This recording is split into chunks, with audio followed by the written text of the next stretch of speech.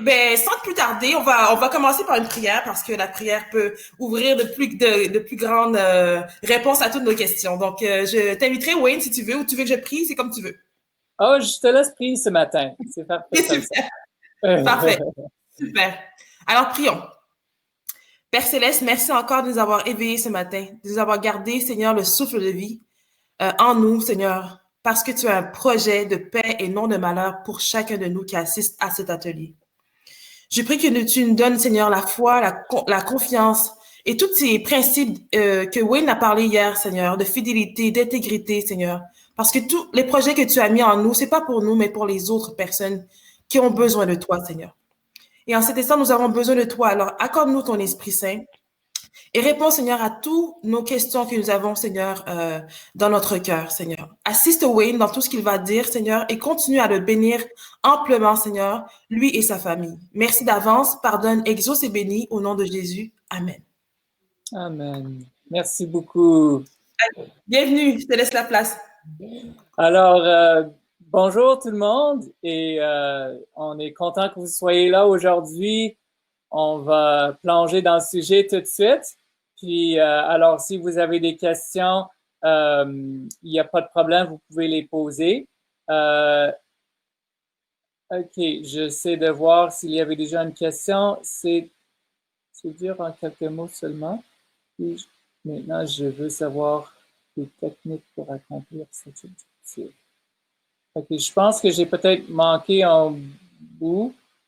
Est-ce que vous voulez dire pour accomplir les objectifs que de lancer une entreprise ou je ne sais pas exactement, mais de toute façon, on peut peut-être reformuler la question si c'est une question pour que vous souhaitez que je réponde. Puis, je pense qu'on va se plonger un peu dans le sujet. Puis, comme on a dit hier, on allait commencer par parler un peu des dettes. Je pense, c'est vraiment quelque chose que on n'en parle pas beaucoup. Même, je dirais que dans notre société aujourd'hui, notre culture, malheureusement, nous influence quand même beaucoup. Puis, on vit dans une société où c'est bien c'est bien vu d'avoir des dettes parce que dans le fond, on peut accomplir plus de choses plus rapidement en s'empruntant, puis des choses comme ça. Alors, je pense qu'il faut vraiment euh, prendre le temps de regarder qu'est-ce que Dieu nous dit à ce sujet. Puis même, je dirais, j'oserais dire que même malheureusement dans notre Église, on a souvent suivi un peu le courant de pensée de la société au niveau des dettes. Puis ça nous a créé des problèmes malheureusement. C'est sûr que j'ai pas envie de parler du tout contre les, comme je dirais ça, le mindset ou la façon dont on voit les choses dans l'Église au niveau de l'organisation. Mais je pense qu'au niveau personnel, on a quand même beaucoup de choses qu'on pourrait dire pour nous aider et pour nous diriger. Puis j'aimerais partager une petite histoire en commençant parce que ici à Saint-Georges, on a un couple et je pense que même Shani a partagé un peu son expérience par rapport aux dettes et leur désir de déclarer leurs dettes le plus rapidement possible. C'est un autre couple que je ne vais pas nécessairement les nommer, mais c'est un couple qui eux, ils n'avaient aucune information sur les dettes et l'importance de les éviter. Ils avaient accumulé quand même pas mal de dettes pour aller à l'université, d'autres dettes aussi. Puis par la suite, ils se sont mariés, ils ont eu 2 enfants. Puis c'était quelque chose qui est devenu vraiment difficile pour eux d'avoir tous c'est de devoir tout cet argent-là. Et ils ont commencé à étudier justement qu'est-ce que la Bible et les prophéties disent sur les dettes. Je peux même dire qu'ils ont passé par une période très frustrée. Pas frustrée dans le sens que ils étaient frustrés de la vie, mais juste comme un peu déçus vraiment qu'ils n'avaient jamais entendu parler de ces choses-là avant de prendre de mauvaises décisions. Alors, bien sûr, quand on est face aux dettes, puis on a beaucoup de choses à payer, alors la seule solution, en fait, c'est de faire un plan de match pour qu'on puisse s'en sortir. Alors, c'est justement ça qu'ils ont décidé de faire. Puis, c'est incroyable à quel point que Dieu nous donne de l'aide, il nous aide pour vraiment s'en sortir. Je pense que je l'ai vu même plusieurs fois quand les gens décident que c'est le moment de suivre les conseils de Dieu sur les dettes. Dieu leur pourvoit toujours pour pouvoir s'en sortir. Alors, c'est vraiment une belle histoire de réussite. Puis, ça n'a pas pris beaucoup de temps non plus. Du moment qu'ils ont décidé qu'ils étaient sérieux là-dessus, ils ont quand même été capables de sortir du problème des dettes assez rapidement. Puis, je peux vous dire que les dettes n'étaient pas, c'était pas des petits montants. Alors, ça, c'est vraiment encourageant quand je vois qu'il y a des gens qui prennent au sérieux ces choses-là. Puis, je vais vous raconter un peu mon expérience après avoir vu quelques versets bibliques et citations. Alors, je vais maintenant partager mon écran pour qu'on puisse tout le monde voir ensemble ces choses. Alors, on va parler aujourd'hui surtout du ministère laïque,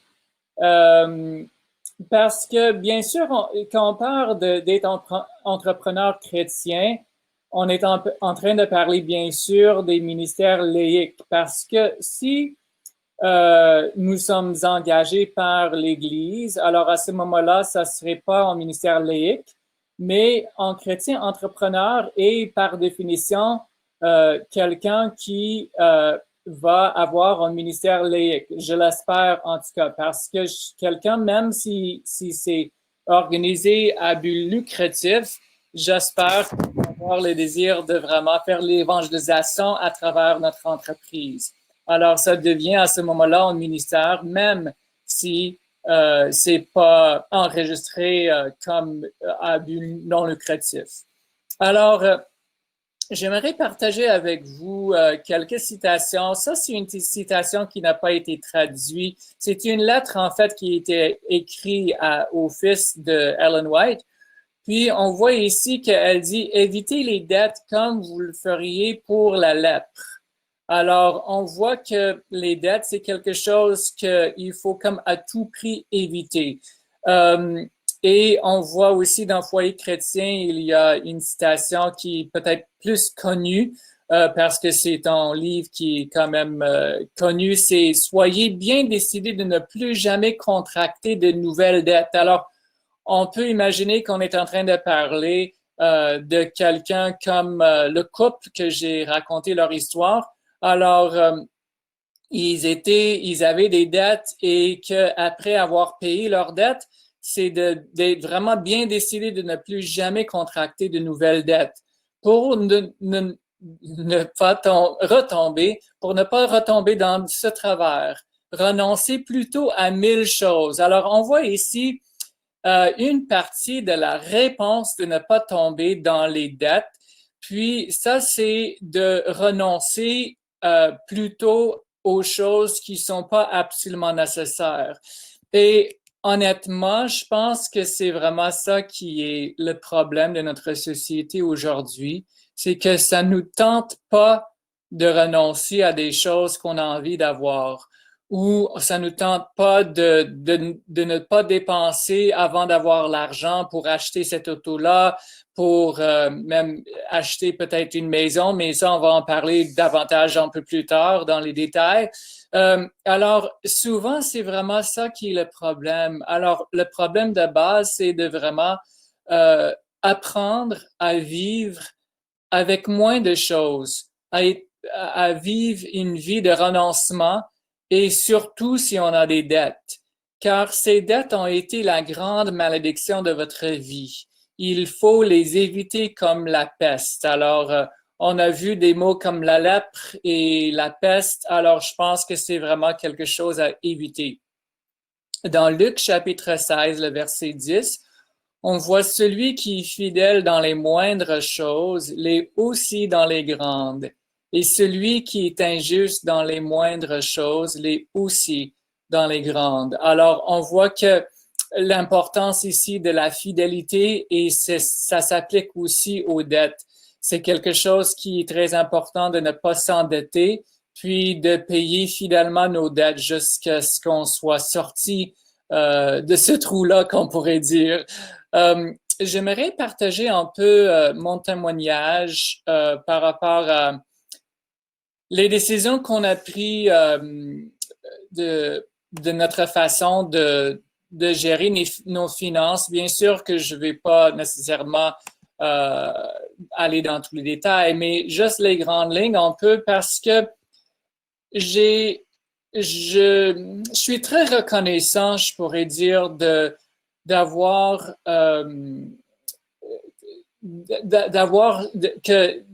été dans une famille qui enseignait ces choses-là, aussi dans un environnement qui était au courant de l'importance de ne pas s'endetter. Puis, alors, mes parents m'ont montré quand même très jeune l'importance d'économiser. Alors, c'est ça que j'ai fait déjà de bonne heure. À un jeune âge, même à l'adolescence, j'ai commencé à économiser de l'argent. J'ai eu quand même des dépenses un peu. Je suis pas allé dans une université adventiste, alors là, ça a coupé les dépenses pas mal parce que c'est sûr que les universités adventistes, il faut vraiment se préparer d'avance si on veut y aller parce que ça coûte beaucoup plus cher qu'aller ailleurs. Je ne parle pas nécessairement de qu'est-ce que chacun doit faire parce que c'est vraiment une décision personnelle. Mais le principe des dettes est quand même très clair. Alors, ici, on veut faire quelque chose qui va coûter pas mal d'argent. Alors, à ce moment-là, ce serait très bien et à conseiller de vraiment se préparer et de planifier ça d'avance. Alors, dans le fond, j'ai eu l'occasion quand même, quand c'était le moment d'acheter ma première voiture, j'ai acheté une voiture, bien sûr, usagée. Je n'aurais pas eu les moyens pour acheter quelque chose de neuf. Mais j'ai pu payer cash, comme on dit, pour cette voiture-là. Et la raison pourquoi que j'ai été capable de le faire, c'est parce que j'ai cherché vraiment quelque chose qui n'était pas trop cher, quelque chose qui était fiable, mais que j'ai pu prendre mes économies pour acheter. Alors, je pense que pour moi, ça a été tellement une bénédiction de pouvoir pas m'endetter pour acheter une voiture. Je sais que parfois dans les grosses villes, peut-être qu'on pense moins à une auto parce qu'on a beaucoup de transports en commun aussi. Mais là où je vivais, c'était vraiment une réalité qui était vraiment importante pour moi d'avoir une voiture. Alors, je pense que je suis reconnaissant parce que j'ai pu acheter une voiture sans m'endetter. Puis, la vie continuait. Éventuellement, je suis tombé en amour avec Isabelle, puis on s'est mariés. Ça remonte à 20 ans, même un peu plus, 21. Alors, on a commencé notre famille. Puis moi, je peux même dire que c'est drôle à dire, mais je dirais que j'ai toujours été pauvre. Pas pauvre dans le sens que j'avais pas de dette. Alors, dans ce cas-là, j'étais riche. Hein? J'étais riche si j'avais pas de dette. Mais j'ai toujours été dans des ministères où je ne gagnais vraiment pas beaucoup d'argent. Même ça vous surprendrait pas mal si je vous disais combien que j'ai gagné ou qu'on gagnait au début de notre mariage. Mais on a réussi à éviter les dettes. Puis ça a vraiment été une bénédiction. J'ai pu commencer une entreprise sur le web, comme j'ai mentionné hier, pour vendre de l'encre de Xerox, mais par une autre compagnie en Corée, en fait, qui fabriquait de l'encre pour des imprimantes de Xerox. Puis, à ce moment-là, Dieu a vraiment béni financièrement. On a pu quand même économiser pas mal plus. Alors, il est venu le moment qu'on souhaitait acheter notre première maison. Puis, notre maison, bien sûr que c'est très, très difficile. La plupart des gens, ils vont payer pendant 20 ans pour une maison. Alors, bien sûr, c'est très difficile de s'acheter une maison sans s'endetter. En même temps, c'est sûr qu'il y a une valeur de cette maison-là qui est rattachée à l'achat. Alors, je pense que, juste si je peux partager ma vision personnelle sur les choses, c'est la seule chose qu'Isabelle et moi, on a décidé de s'endetter, si on veut, pour acheter une maison. Par contre, une chose que j'aimerais mentionner, c'est qui faisait vraiment partie quand même de notre philosophie, c'est que on a décidé d'économiser le plus longtemps possible avant d'acheter pour qu'on puisse avoir un cash down qui était quand même très intéressant. Alors, quand on a acheté notre première maison, on avait déjà économisé, je pense, autour de 40 ou 50 000 qu'on pouvait payer déjà cash sur la maison. Alors, l'hypothèque qu'on avait était quand même très petite. Puis, en plus de ça, on a pris un prêt qui nous permettait de payer plus sur l'hypothèque sans être pénalisé. C'est sûr que le taux d'intérêt était un peu plus élevé, pas beaucoup, en tout petit peu, mais on n'avait pas de pénalité si on voulait payer plus rapidement. Alors, on a découvert quand même qu'en payant comme un paiement de plus, peut-être aux 3 mois, dans le fond, l'argent qu'on payait pour les paiements de plus, il n'y avait aucun intérêt sur ces paiements-là parce que c'était pas calculé dans les intérêts. Alors, dans le fond, on payait sur la capitale complètement quand on faisait des paiements supplémentaires. Alors, par la grâce de Dieu, on a quand même réussi à payer notre maison assez rapidement. Je me rappelle pas combien d'années que ça l'a pris, mais ça l'a pas pris longtemps pour pouvoir payer la maison. Puis, encore une fois, on était très, très heureux de ne pas avoir de dette. Puis, en dernier miracle que je vais juste vous dire, parce que nous, on voulait vraiment acheter un terrain qui avait un grand terrain. Mais en fait, nous, on cherchait quelque chose qui était à peu près peut-être 10 acres. Mais le problème au Québec, c'est qu'il n'y a pas de terrain de 10 acres parce qu'au Québec, avec la loi sur les terres agricoles, c'est soit des grosses terres ou c'est des maisons, même des maisons de campagne qui ont juste un lot. Alors, on a pris là-dessus, je dirais 5 ans, 7 ans, ça a pris du temps, même peut-être plus, peut-être 10 ans, qu'on souhaitait justement acheter un grand terrain, mais qu'on ne trouvait rien qui était dans notre budget. Alors, finalement, Dieu nous a ouvert une porte quand même assez étonnante. Puis ça, c'était que il y avait une terre agricole qui n'avait pas été cultivée depuis longtemps, mais 50 acres, qui est tombée reprise de finances. Et notre terre a une chapelle là-dessus. La chapelle a été convertie en restaurant, mais c'est de l'extérieur, c'est clair que c'est une chapelle. Puis pour nous, c'était quelque chose qui était très encourageant. On était content de voir la place, la terre, le sol est vraiment très riche. Puis, étant donné que c'est une reprise de finances, c'est sûr que pour nous, c'était un risque, mais parce qu'il n'y avait pas de garantie légale ou rien, puis l'état des bâtiments était quand même en abandon. Il y a 2 maisons puis une chapelle, en fait, pour les bâtisses. Puis, on a quand même pris un risque, mais en même temps, Dieu a été tellement bon envers nous parce qu'on a pu prendre l'argent qu'on a pour la maison qu'on a vendue à Victoriaville et on a pu acheter la terre sans s'endetter. C'est sûr que là, il ne nous restait plus rien, là. Mais on était capable de le faire sans s'endetter.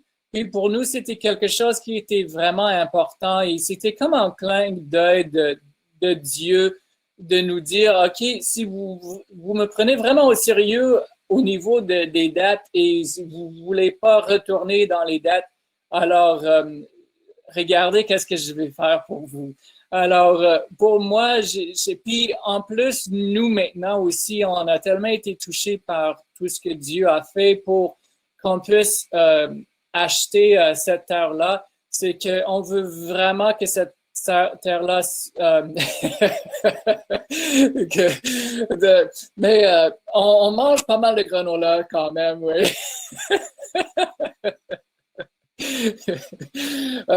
Mais maintenant aussi, on a le privilège de pouvoir planter nos propres légumes puis nos propres choses. On n'achète plus de patates. On a fait pousser à peu près 1400 livres de patates cette année. Alors, ça suffit pour tout l'hiver, puis encore plus, puis on peut partager avec des amis, tout ça aussi. Puis bien sûr, on plante les autres légumes aussi de l'été. On a planté plus qu'une centaine de plants de tomates. Alors, on a eu des tomates, des tomates, des tomates. Puis, j'ai mis comme une tunnel. C'est comme une serre, mais il n'y a pas de... C'est juste du plastique sur un frame de 3 abris de tempo que j'ai mis dos à dos. Ça fait quand même... C'est des abris de tempo doubles, alors ça fait quand même 18 pieds large par 70 pieds de long. Alors, c'est quand même intéressant comme grandeur. Mais encore une fois, je les ai achetés usagés, puis ça m'a coûté 350 pour la structure. Puis en plus, j'ai un beau-frère qui a une trentaine de serres à Magog.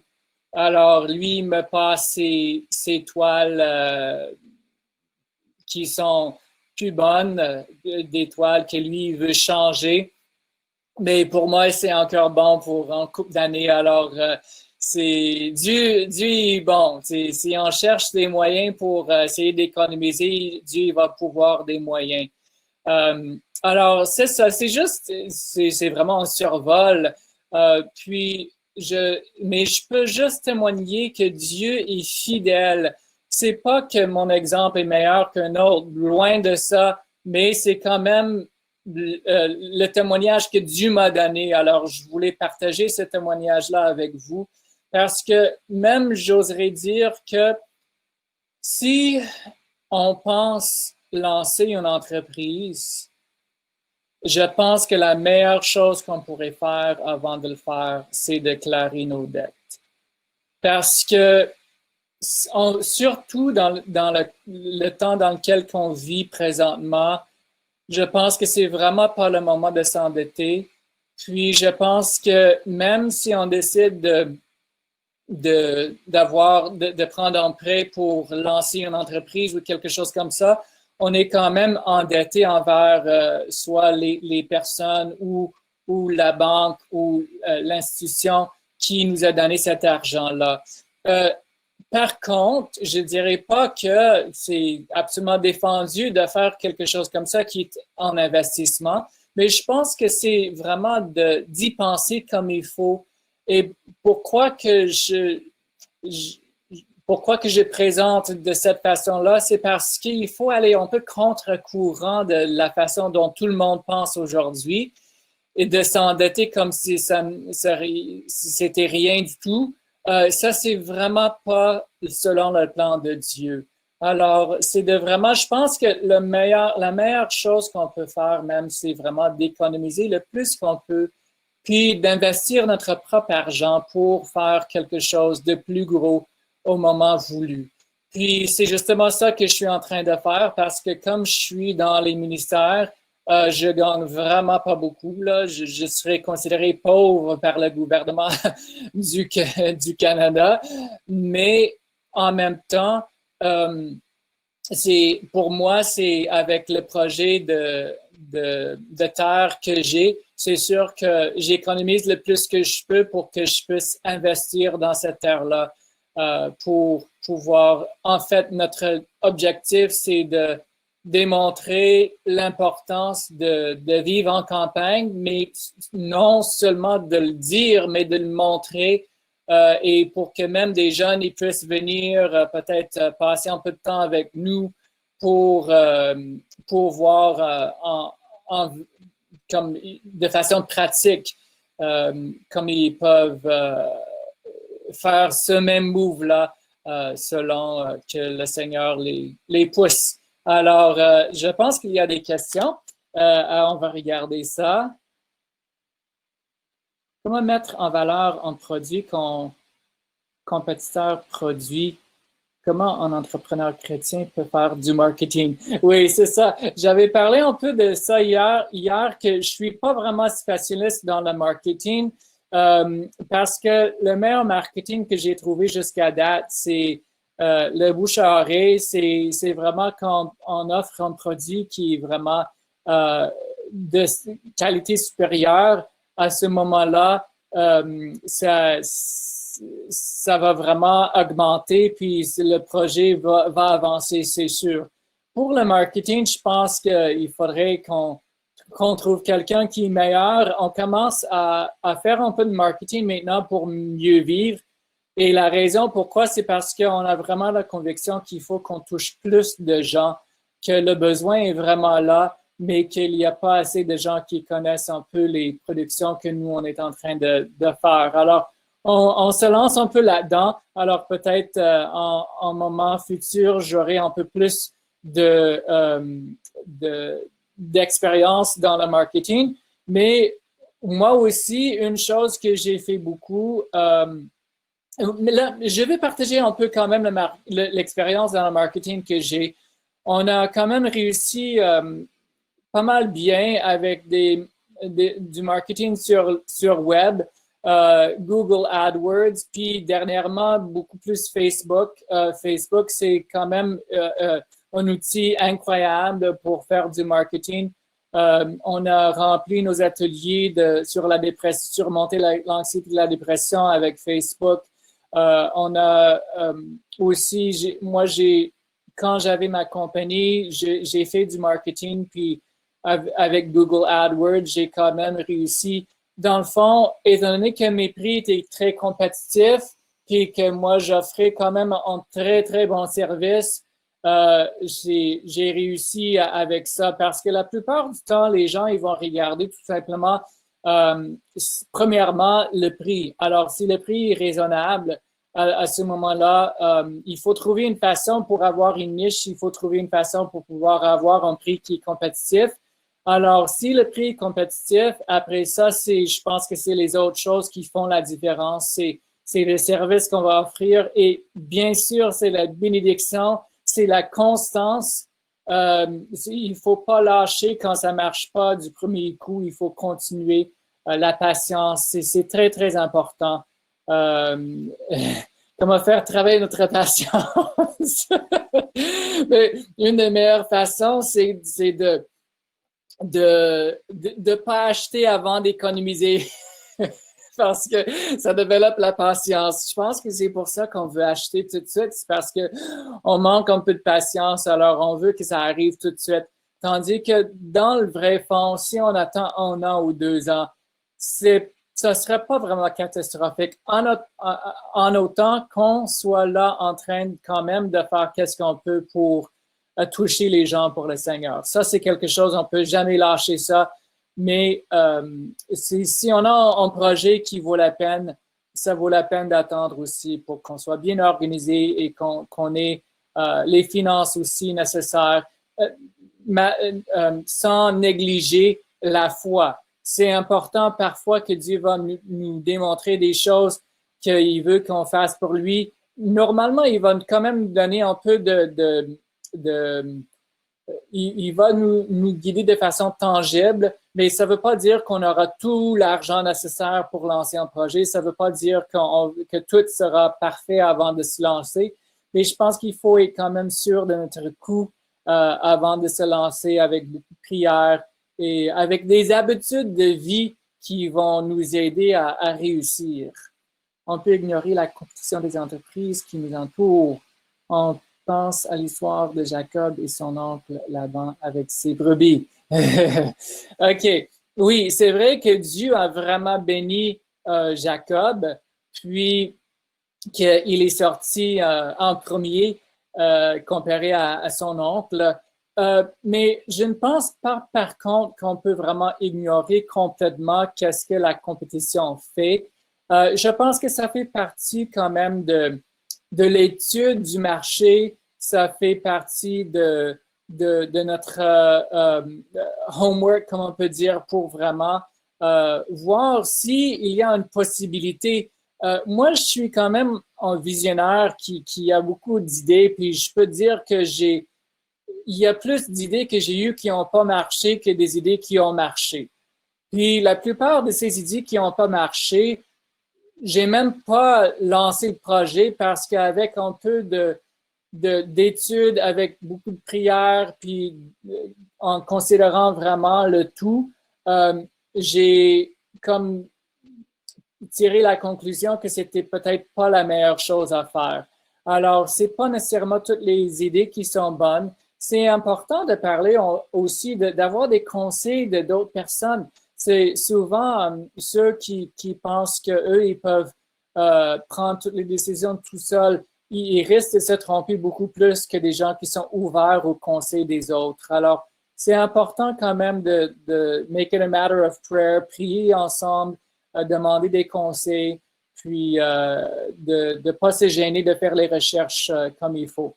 Alors, je pense que je vais continuer maintenant plus dans le sujet plus spirituel. Alors, je vais partager mon écran, puis on va continuer. Alors, j'aimerais parler un peu de Madison School parce que, comme j'ai dit, j'ai plus d'expérience dans les ministères de soutien que dans les entreprises à but lucratif. Mais en même temps, on voit que dans l'école Madison, il y avait quand même beaucoup il y avait un aspect très manuel aussi qui était très important. Mais la raison pourquoi que je partage un peu cette expérience-là, c'est parce que Dieu a vraiment établi une façon de travailler qui est une façon laïque. Puis ça, c'est bien établi dans l'école de Madison. C'est des citations qui n'ont pas été traduites, puis j'ai décidé de les lire en anglais parce que je pense que la plupart, vous comprenez l'anglais déjà, puis je vais expliquer aussi en français par la suite. Alors, on voit ici que c'est Ellen White qui parle, puis elle était en train de conseiller des jeunes hommes, Percy et McGann, qui ont parti l'école Madison. He said, now I want you to know that I have been shown how this school should be organized. It is not to be organized like our older schools, neither owned or controlled like them. Alors, on voit très clairement ici que Ellen White a eu l'inspiration de Dieu sur la façon dont l'école devrait être organisée. Puis la différence entre cette école-là et les écoles qui étaient établies avant, c'était que l'école était supposée d'être une école indépendante. Autrement dit, une école qui était établie par un groupe de gens qui formaient un conseil d'administration et qui ne serait pas contrôlé nécessairement par la dénomination ou par l'Église adventiste officielle. Alors, le travail laïque, le ministère laïque a quand même été quelque chose qui était bien établi dans l'esprit de prophétie. I want you, Professor McGann, to go with me, and we will get hold of an attorney, and we will get him to draw up the papers and take it to the state authorities to get the institution incorporated. Alors, on comprend ici que la façon qui a été établie, c'était de s'enregistrer directement avec le gouvernement. Alors ici, on est en train de parler d'une école qui était à but non lucratif, qui a eu un 501c3 ou une œuvre de bienfaisance au Canada. Alors, et c'est exactement ça qu'ils ont fait. Ils sont enregistrés auprès du gouvernement, puis ils ont fonctionné de cette façon-là. Puis elle a dit, Ellen White, elle a dit, I'll do anything I can to help you. Alors, elle y croyait vraiment dans ce projet-là. Puis, je vais peut-être pas parler de tous les détails, mais une raison pourquoi que Dieu a vraiment établi le ministère laïque, c'est parce que malheureusement, au niveau du conseil, des conseils qui ont été donnés pour l'éducation, l'Église adventiste commençait à moins faire attention à quelques-uns de ces conseils-là. Alors, en étant une école qui était établie de façon indépendante, mais qui, bien sûr, collaborait de façon très claire avec l'Église, on aurait la possibilité de conserver plus ces conseils-là sur l'éducation.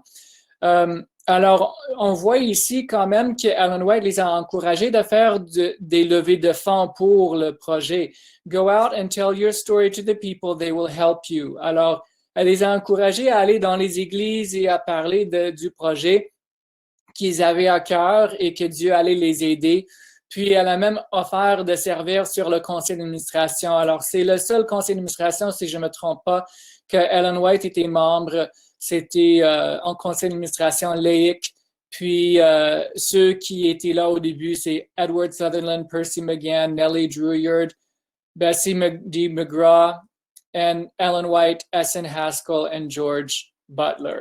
Alors, ça, c'était le conseil d'administration de l'école Madison. Puis, c'est vraiment un type qui nous démontre la façon dont Dieu nous demande de faire du travail laïque. Et bien sûr aussi, en fait, même, je peux vous dire que ASI, juste une petite histoire rapide, c'est que ASI a commencé dans l'école Madison. Puis ASI, dans le fond, c'est l'acronyme, ça voulait dire Association of Self-Supporting Institutions.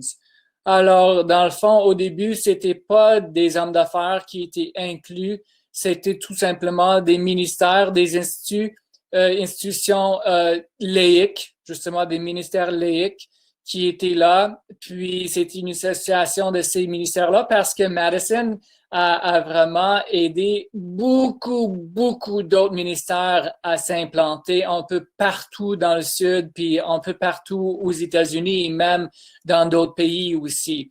Et même, il y a des enfants de Madison qui existent encore. Wildwood en étant un de ces enfants-là. Wildwood, c'est là où je suis né, j'ai grandi là. Mon père a été président de Wildwood pendant 28 ans. Puis, alors, dans le fond, c'est comme un résultat direct de Madison School. Et c'est un travail qui continue et ça continue aussi avec Mieux Vivre, puis avec d'autres ministères aussi au Québec, JAFA, qui est un ministère laïque aussi. Puis je sais qu'il y en a d'autres aussi qui suivent ce modèle-là. On va regarder aussi quelques versets bibliques ensemble parce que je pense qu'il ne nous reste pas beaucoup de temps. Mais ici, on voit que on est appelé, on voit un exemple biblique parce qu'on a parlé un peu de l'exemple dans les prophéties de Madison, mais il y a un exemple biblique aussi de cette façon de travailler et maintenant on va l'élargir un peu plus pour non seulement des ministères à but non lucratif, mais aussi des entreprises à but lucratif. Alors, on voit ici, en fait, dans l'exemple de Paul, que lui, il n'a pas été payé par aucune église. Vous vous rappelez, frères, notre travail et notre peine, nuit et jour, à l'œuvre, pour n'être à charge à aucun de vous. Nous vous avons prêché l'évangile de Dieu. Alors, on voit ici, et si on comprend l'histoire un peu, Paul, son métier, c'était de fabriquer des tentes. Puis, de temps en temps, il a arrêté son travail missionnaire pour travailler, pour recevoir de l'argent, pour que les églises qu'il aidait à commencer ne soient pas obligées de le payer pour son travail. Alors, on voit que c'était vraiment un self-supporter, un travailleur autonome. C'est quelqu'un qui travaillait pour l'évangélisation, mais qu'il faisait à ses propres frais. Alors, c'est exactement ça qui est des missionnaires laïcs. Euh, euh, alors, ici, on voit dans Actes aussi que la même chose, je n'ai désiré ni l'argent, ni l'or, ni les vêtements de personne. Vous savez vous-même que ces mains ont pourvu à mes besoins. Alors, avec ses propres mains, il a travaillé, il a fait tout dans son possible pour pouvoir pourvoir pour ses besoins financiers. Et de cette façon-là, il y avait personne qui avait besoin de le soutenir au niveau de l'Église. Euh, puis, on voit aussi dans le chapitre 3, on voit que ça dit, on va juste voir la deuxième phrase, non, et que nous n'ayons pas le droit, et c'était pas parce qu'ils n'avaient pas le droit, autrement dit, mais c'est parce qu'ils l'ont fait pour qu'ils puissent être un modèle à imiter. Alors, on voit ici que Paul a été un modèle à imiter. Et c'est quand même facile à comprendre parce qu'on peut juste imaginer si chaque membre de l'Église commençait à faire du travail missionnaire, il faisait à ses propres frais et que tout le monde était comme actif pour évangéliser, pour commencer des petits groupes maisons, bien sûr en lien avec leur église locale. C'est important de ne pas faire des choses de façon indépendante, mais en même temps, il y a une partie qui est indépendante là-dedans parce que la partie financière qui est qu'on n'a pas besoin d'avoir des finances de la part d'une église, mais on peut quand même faire de l'évangélisation. Alors, c'est comme le modèle parfait. Alors, bien sûr, oui, c'est un modèle à imiter. Alors, c'est pour ça que pour moi, c'est une passion, c'est quelque chose que j'ai envie de partager avec d'autres parce que je pense que c'est quelque chose que les gens ne se rendent pas compte à quel point que c'est possible. Ils ne savent pas que c'est quelque chose qui se fait et non seulement quelque chose qui se fait, mais quelque chose qui a été bien établi dans la parole de Dieu et dans l'esprit de prophétie. Alors, on voit une autre citation. Je l'ai mis en anglais parce que honnêtement, c'est traduit en français, mais quand je l'ai lu en français, pour moi, ça ne voulait pas dire la même chose. Peut-être parce que c'est mon français qui est limité, mais je l'ai mis en anglais parce que je pense que c'est plus clair. Alors, on voit ici, there is a large field open before the self-supporting gospel worker. Alors, il y a un champ missionnaire très grand pour le travailleur autonome, celui qui va pourvoir à ses propres besoins financiers. Alors, many may gain valuable experiences in ministry while toiling a portion of the time at some form of manual labor. Alors, comme Paul, on n'est pas obligé de travailler, d'avoir une job de bureau, puis ou d'avoir un autre job qui est considéré quelque chose de haut placé pour faire l'évangélisation. Dieu, en fait, il voit le travail manuel en étant quelque chose qui est très, très important. Alors, on peut peut-être passer une portion de notre temps à travailler manuellement, puis à prendre d'autres moments pour faire de l'évangélisation. Puis ça, c'est une raison de plus pourquoi que c'est très important d'apprendre à bien gérer nos finances. Parce que si on gère bien nos finances et si on apprend à vivre avec moins d'argent, le train de vie que notre société nous dit aujourd'hui, ça n'a rien à voir avec la réalité de qu'est-ce qu'on est capable de faire. Si il y a des familles que la maman peut rester à la maison et que juste un papa qui peut travailler à temps partiel puis faire l'évangélisation le reste du temps. Alors, je pense qu'à quelque part, il y a probablement des leçons à apprendre pour être plus, comment je dirais ça, pour avoir plus je m'excuse, pour pour moins dépenser, puis de décider qu'est-ce qui est vraiment important. C'est peut-être pas important d'acheter tout dernier cri, puis de vraiment dépenser autant d'argent. On peut regarder parfois, évaluer un peu nos dépenses, puis on peut arriver à faire beaucoup plus de travail missionnaire. Et aussi, j'oserais dire que c'est les dettes souvent aussi qui nous donnent c'est comme des contraintes à cause des dettes parce qu'il faut payer ça. Alors, on est libre quand on se débarrasse de ces dettes-là. Alors, ça serait une façon qu'on puisse aussi aller voir dans des nouveaux champs, des champs missionnaires. Alors, on peut aller aider des gens où il n'y a peut-être pas d'argent de la part de l'Église, mais étant donné qu'on est des missionnaires autonomes, alors on peut accomplir du travail dans des champs missionnaires nouveaux. Alors, Dieu, c'est vraiment son désir de pouvoir collaborer avec nous. Comme il a appelé les disciples, il est tout aussi désireux de manifester sa puissance par nous. Alors, il nous appelle aussi comme ses premiers disciples et qu'on puisse travailler pour le Seigneur, c'est vraiment son désir et je sais qu'il va nous aider. Et il y a des travailleurs autonomes, on va peut-être arrêter là parce que je pense que notre temps est écoulé, mais on peut regarder dans la Bible quand même des gens assez connus, nos héros bibliques, même Noé. Il a travaillé la plupart de sa vie pour économiser de l'argent et quand il est rentré dans l'arche, c'était un homme pauvre parce qu'il avait dépensé tout son argent, tout l'argent qu'il avait économisé toute sa vie, il avait tout dépensé pour construire l'arche. Alors définitivement, c'était un travailleur autonome, quelqu'un qui n'avait pas peur d'investir son argent.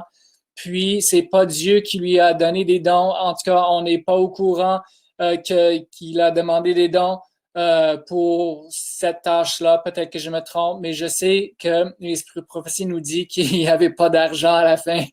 Puis il a tout investi, tout ce qu'il avait dans ce projet-là. Abraham aussi, il vivait, c'était un homme d'affaires, justement, qui cherchait toujours des façons pour évangéliser, mais qui n'était pas dépendant d'aucune église pour ses besoins.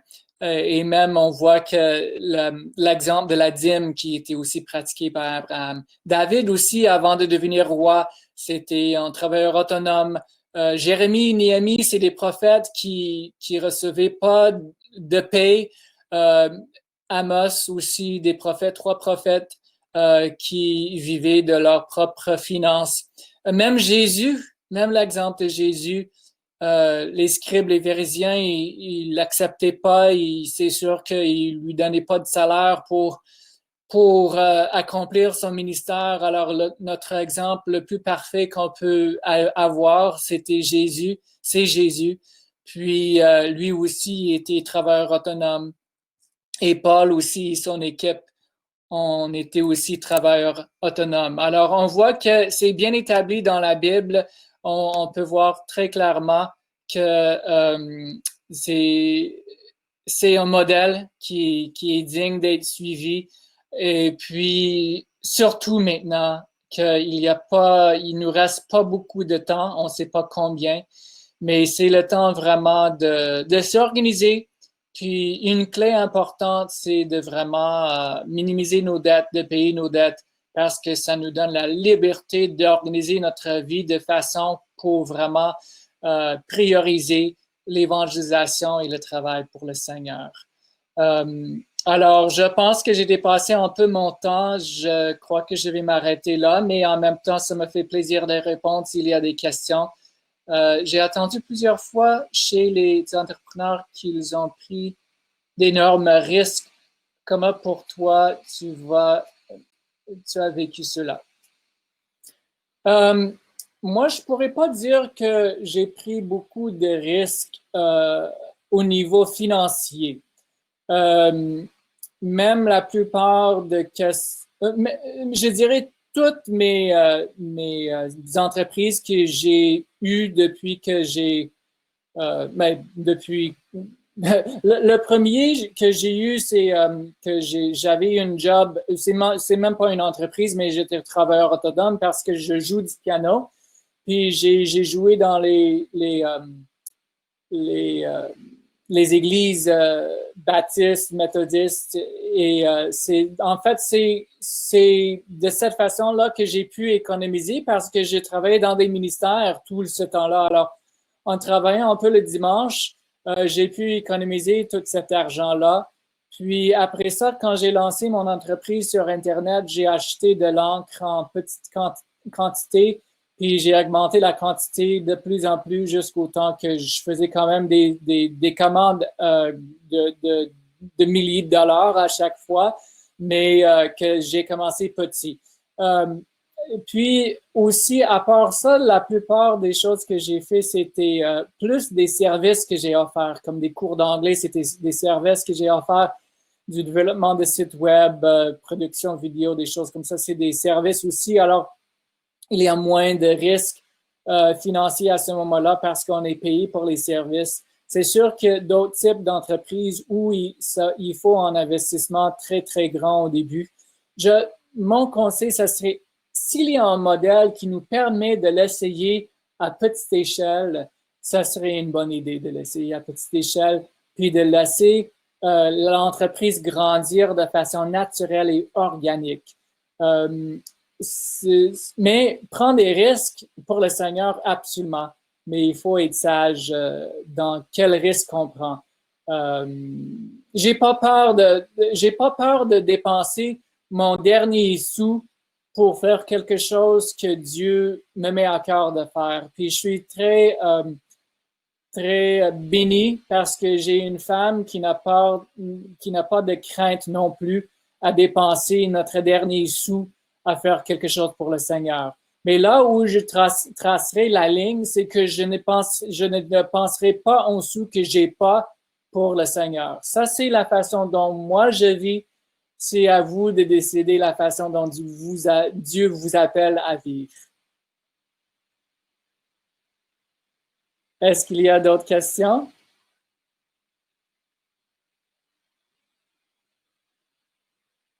On a un gros projet. J'ai juste un autre exemple. On a un projet à peu près de probablement 500 000 de construction pour ici à Mieux Vivre. On n'a pas vraiment de bâtisse adéquate présentement pour un projet, pour le projet qu'on veut entreprendre. Alors, dans le fond, c'est vraiment un besoin, même pour les studios, pour le centre de formation. On pense peut-être à un petit centre de santé aussi. Alors, on a quand même un projet le plus gros que j'ai jamais entrepris. Mais même avec ce projet-là, on va dépenser notre dernier sou que Dieu nous a donné au ministère Mieux Vivre. Et Mieux Vivre et nous, c'est séparé parce que moi, mes finances personnelles sont complètement séparées de Mieux Vivre parce qu'on est enregistré comme de bienfaisance. Alors, on part mais même le ministère, on le gère de la même façon, on ne s'endette pas. Puis si Dieu pourvoit pas l'argent pour le projet, je vais construire petit à petit. Si ça prend 5 ans, 10 ans, je vais pas endetter le ministère pour un projet même qui est grand comme ça. On va demander de l'aide, des dons tranquillement, puis on va faire confiance que Dieu va ouvrir les portes. Et s'il n'ouvre pas les portes, à ce moment-là, c'est parce qu'il ne veut pas que le projet s'accomplisse. Alors, c'est priez pour moi parce que c'est le plus gros projet au niveau financier que j'ai entrepris jusqu'à date. J'ai été impliqué dans d'autres projets plus gros, mais pas quelque chose qui reposait vraiment sur mes épaules, mais c'est pas sur mes épaules, c'est sur les épaules de Dieu.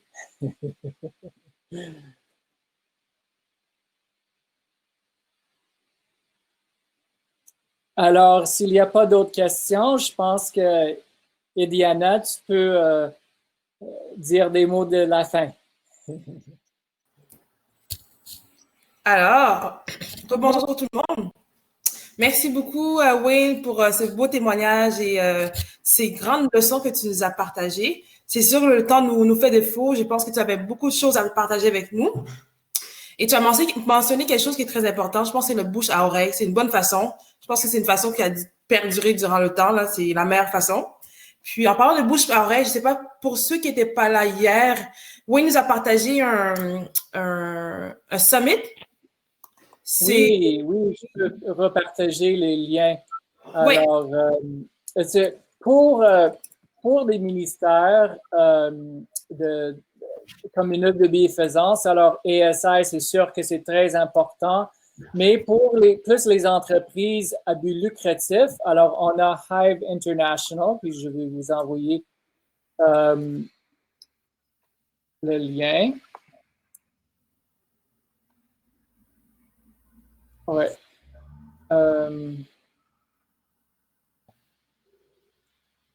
Oui, c'est ça.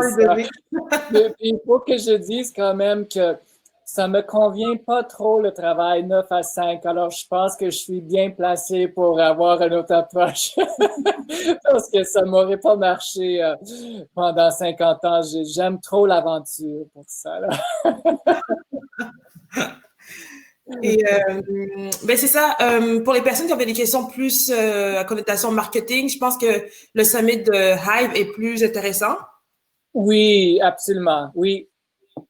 Super, parfait. Écoutez, moi, de ce que j'ai retenu, c'est deux choses. Votre patience pour l'achat de votre maison, pour tous vos projets que vous avez mis en place, que Dieu a su répondre, mais vous avez gardé votre patience. C'est ce que je cherche ou je tends, la patience. C'est pour ça que je posais la question tout à l'heure. Comment tu fais? Et puis, oui, tu as parlé aussi d'être ouvert au conseil des autres, de ne pas avoir peur de parler des projets. Et souvent, je trouve que c'est peut-être une problématique. Les gens ont peur de parler des projets parce qu'ils ont peur de voler les idées. Je sais pas qu'est-ce qui se passe, mais je pense qu'entre frères et sœurs, c'est bon de partager les conseils. Comme ça, on s'assure d'éviter le moins possible de danger ou de tomber. Oui, absolument. Oui, parfait. Donc, écoutez, je ne sais pas si vous avez d'autres questions, d'autres commentaires, mais c'est ici que se termine l'atelier d'entrepreneuriat par Wayne Atwood. On te souhaite tout le meilleur avec tous tes projets. C'est l'avenir dans 5, dans 10 ans avec ta femme et tes enfants. Et ben, on aimerait ça venir vous voir. Je ne sais pas si tu projettes ouvrir, faire un événement où on peut venir voir la place de ton. Absolument, c'est ça. On est en train de s'organiser un peu pour que les installations soient adéquates pour avoir du monde. Okay. Et là, on va inviter les membres de Jaffa en premier, tous ceux qui ont assisté à Jaffa. Super! VIP, nice! Oui, c'est ça. Super! On apprécie beaucoup tout ce que vous faites à Jaffa. J'ai toujours vraiment apprécié depuis que vous avez commencé. Ça fait du bien de voir des jeunes qui sont en feu pour le Seigneur. Puis on est là pour s'entraider, c'est sûr. Amen, amen. Oui, on reste en prière. En parlant de prière, c'est ce qu'on va faire pour terminer cette session. On va se retrouver un peu plus tard à midi, Antomine? Non. Même à 1h, ce sera pas trop long. À 1h? 11h. À 11h, OK. À 11h maintenant, avec Alain pour la dernière... Oh, OK, j'ai dépassé, oui. Oui, sur le lien principal. Pour le moment, témoignage, excusez-moi. Témoignage. Super, prions. Père Céleste, merci. Merci infiniment pour ce partage, pour ce témoignage, pour ce que tu fais dans la vie de Wayne. Ça nous donne de l'espoir, ça nous donne de l'encouragement et c'est une opportunité pour nous de te faire encore plus confiance, Seigneur. Nous te prions spécialement encore pour lui, Seigneur, te demandant d'ouvrir les portes comme tu l'as toujours fait. Et ta servante nous dit, Seigneur, que nous n'avons pas à craindre de l'avenir, si ce n'est d'oublier, Seigneur, comment tu nous as conduits dans le passé, Seigneur. Donc, merci infiniment pour tout ce que tu vas faire pour lui, pour sa femme Isabelle et ses enfants, et pour tous ceux et celles qui ont assisté, Seigneur. S'il y a des questions qui n'ont pas pu se poser, s'il y a encore des réflexions, des questionnements, Seigneur, je t'en prie, Seigneur, de les répondre à fur et à mesure qu'ils avancent avec toi. Seigneur, tu as pris le plus grand risque de toute l'humanité, Seigneur, soit d'offrir ton Fils à la croix pour nous. Permets que nous aussi, nous puissions prendre, Seigneur, ce risque. La foi, Seigneur. Donne-nous cette foi. Augmente-nous la foi, Seigneur, et aide-nous à avancer avec toi chaque jour. Au nom de Jésus. Amen. Amen. Merci beaucoup pour l'invitation. Que Dieu vous bénisse. Au plaisir. Bye. Bye tout le monde.